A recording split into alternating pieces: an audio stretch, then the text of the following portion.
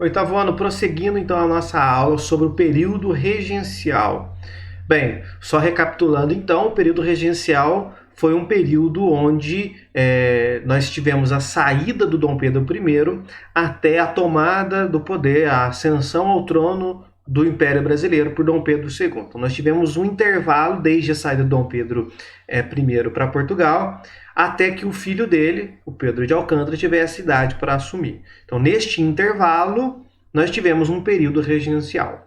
Nós vimos na aula passada que a Constituição previa que, neste caso, quando na ausência do imperador e o seu sucessor ainda não tem condições de governar, era estabelecida então uma regência trina, ou seja, a Câmara, o Congresso, escolhia 3 representantes para poder governar o país, até que o sucessor do trono, aquele que tem direito ao trono, pudesse assumir. Caso esse período fosse muito extenso, então a cada 4 anos trocava-se os regentes. Na aula passada nós vimos que tivemos uma regência trina provisória, que era apenas para fazer as eleições, e depois foi instaurada então uma regência trina permanente. E é o que nós vamos ver a partir de agora, como foi essa regência trina permanente.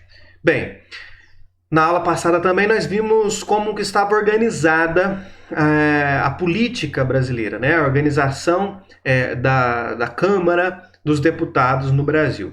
A maioria eram de liberais moderados, tá certo? Nós vimos que nós tínhamos então aqueles que eram restauradores, que eram mais conservadores, mais do que conservadores, eles queriam restaurar um sistema que em tese já tinha desaparecido.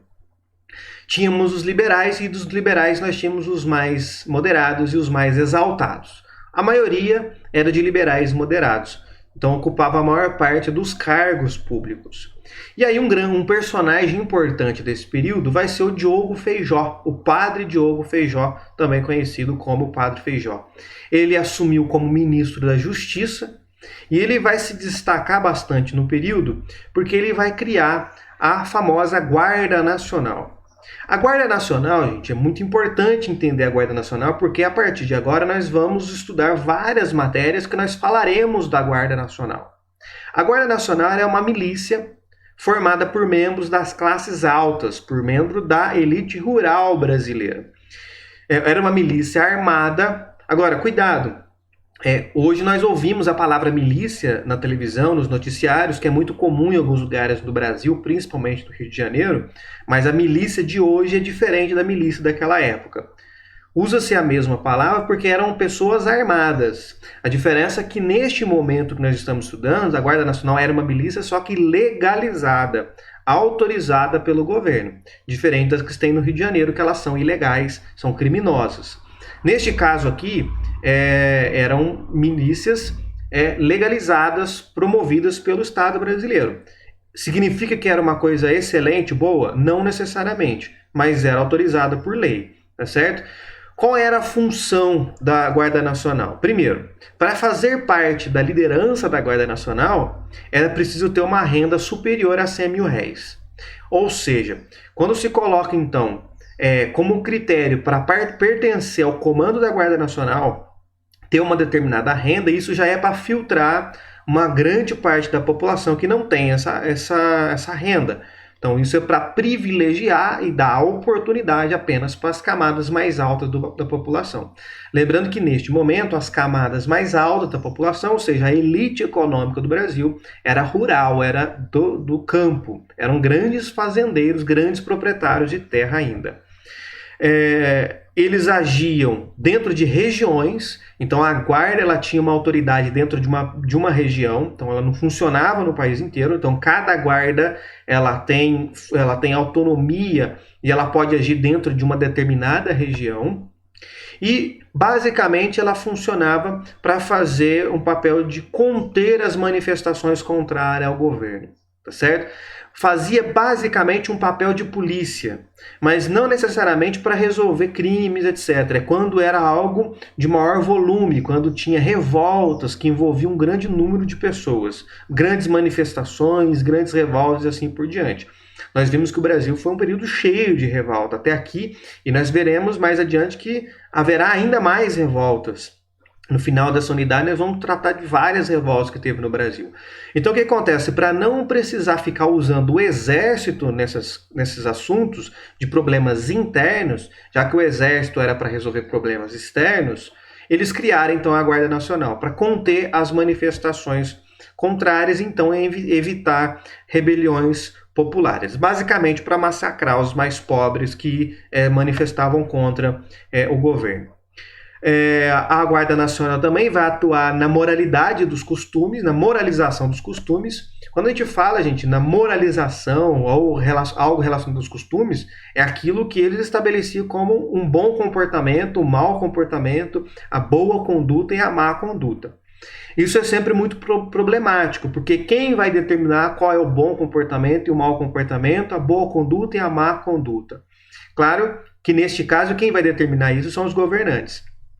E também essa determinação do bom ou do mau costume, ou do bom ou do mau comportamento, vai ser de acordo com os seus interesses. Então, por exemplo, fazer uma manifestação ela é tida como um mau comportamento. Portanto, a Guarda Nacional vai lá controlar essas pessoas porque elas estão agindo mal. Portanto, elas são agitadoras, elas são arruaceiras, estão fazendo bagunça, estão atrapalhando o desenvolvimento. Só que, claro, isso sem nem mesmo ouvir por que essas pessoas estão fazendo assim.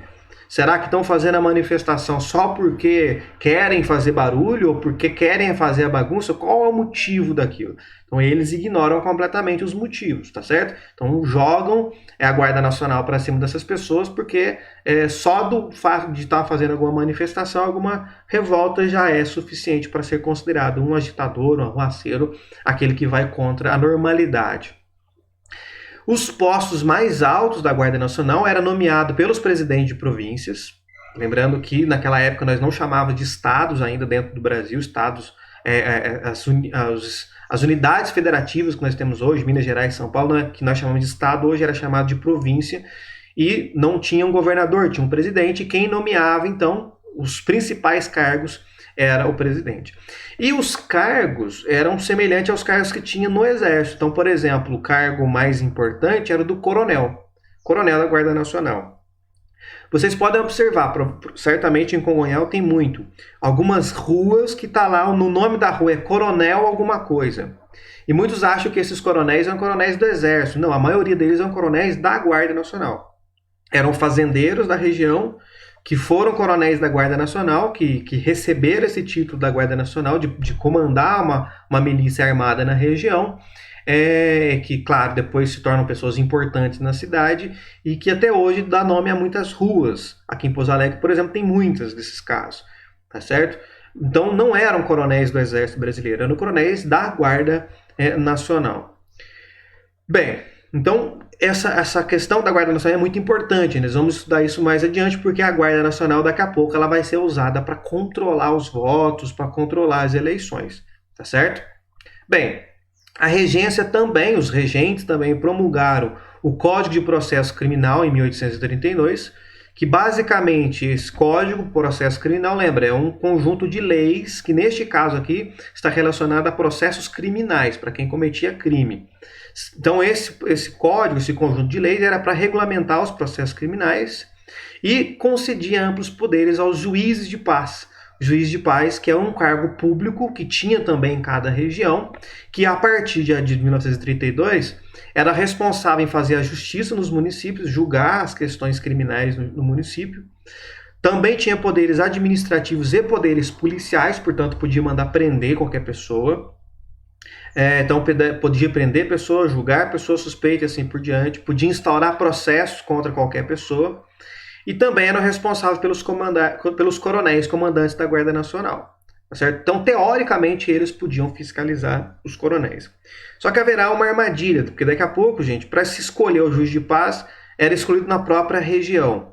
E eram cargos que vão se tornar cargos que a própria comunidade ali vai escolher o juiz de paz.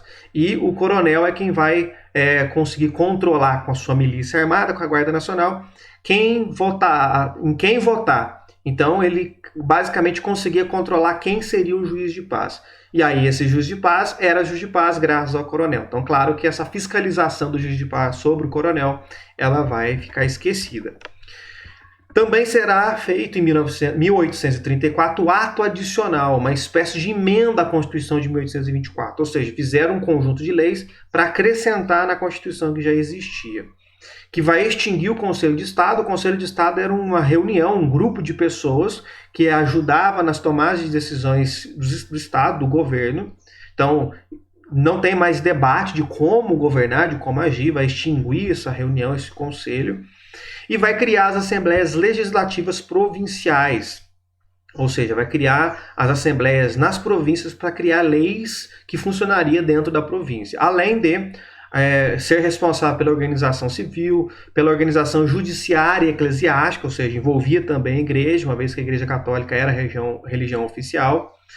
Também regulamentava, era responsável pela instrução pública, pelas desapropriações de propriedades, também o controle dos impostos e o funcionalismo dentro das províncias. Então, o funcionalismo público, controlar os funcionários públicos dentro da província. Então, tinha uma série de atribuições às assembleias legislativas. Ao criar as assembleias legislativas, ou seja, você poder criar um órgão público que pode fiscalizar, que pode criar leis dentro da província, isso aumenta a autonomia desses grupos. Quem está trabalhando nessas assembleias, claro, também é da elite, e eles passam a ter poder, que antes não tinham. Então você aumenta o poder da elite regional, dessa elite cafeeira. E aí esse ato adicional também vai fazer uma mudança na Constituição, que nós vimos. Na ausência do imperador e o seu sucessor não pode governar, o que é colocado? Uma regência trina. Eles vão substituir a regência trina e colocar uma regência una. Em outras palavras, nós não teremos mais 3 regentes, nós teremos apenas um regente. Tá certo? Então, deixa de ser uma regência trina e passa a ser regência una. Por que eu coloquei unas no plural aqui? Porque nós vamos ter vários regentes nesse período. Tá certo? Vai declarar o Rio de Janeiro como sede do governo, isso basicamente não mudou, e suspende então o poder moderador, aquele poder que era exclusivo do imperador, fica suspenso. Então nós passamos a ter uma regência una, mas o regente uno não vai fazer uso do poder moderador, certo? Então, na próxima aula nós vamos continuar ainda vendo os problemas desse período regencial, agora a regência una. Nesta aula, a regência trina, nós veremos depois a regência una.